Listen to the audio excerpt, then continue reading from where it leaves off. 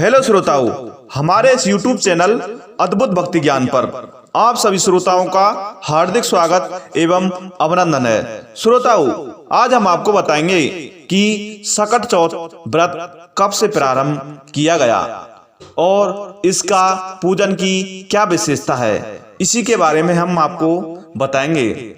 अगर दोस्तों आपने हमारे इस अद्भुत भक्ति ज्ञान चैनल को सब्सक्राइब नहीं किया है तो कृपया करके सब्सक्राइब कर दें। तो इसी के साथ चलते हैं सीधे अपने वीडियो की तरफ।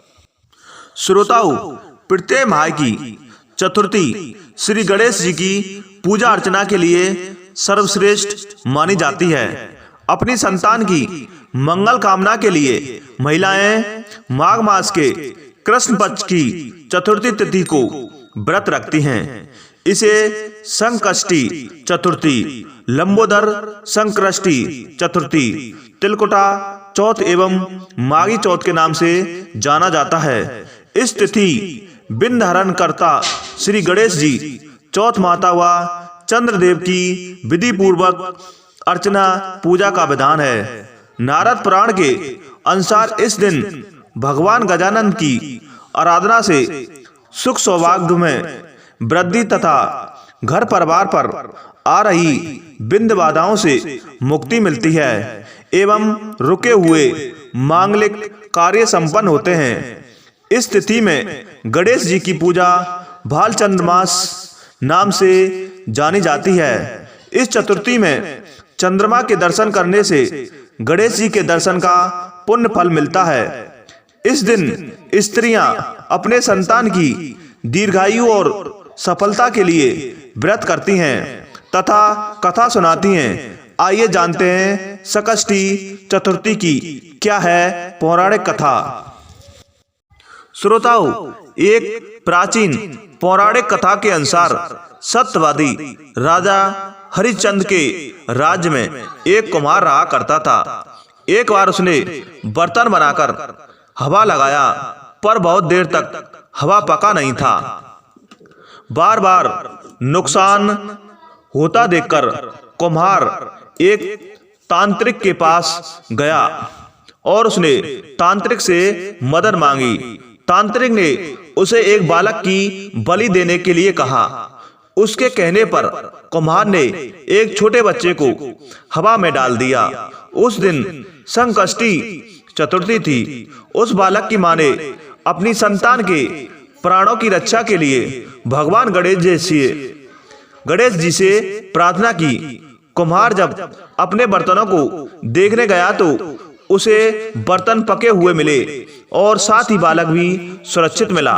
इस घटना के बाद कुम्हार डर गया और उसने राजा के सामने पूरी कहानी सुनाई।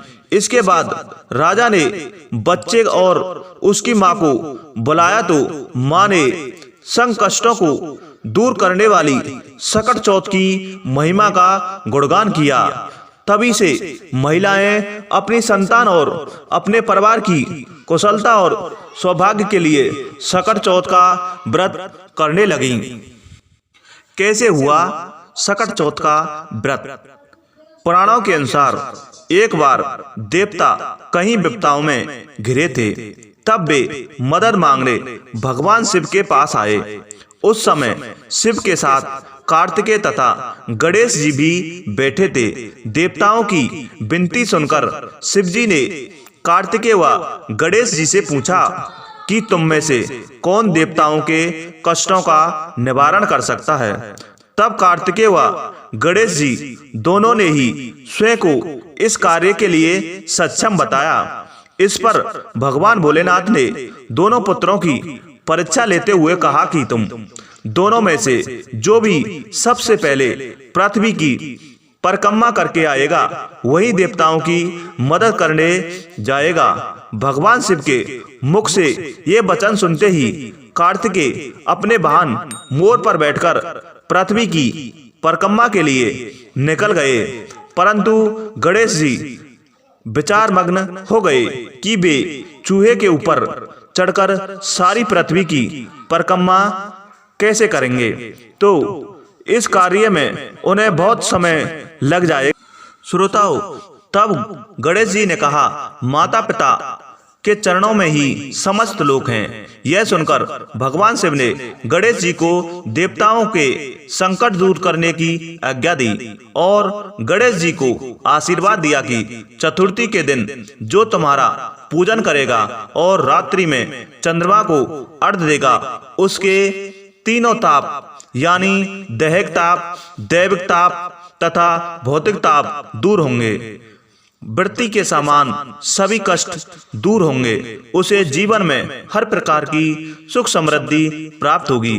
इस व्रत को करने वाले को अपने सामर्थ्य के अनुसार गरीबों को तिल गुल के लड्डू, कंबल या कपड़े आदि का दान देना चाहिए। अगर दोस्तों हमारी ये कथा आपको पसंद आई तो कृपया लाइक, शेयर, कमेंट करें। इसी के साथ जय हिंद, जय भारत।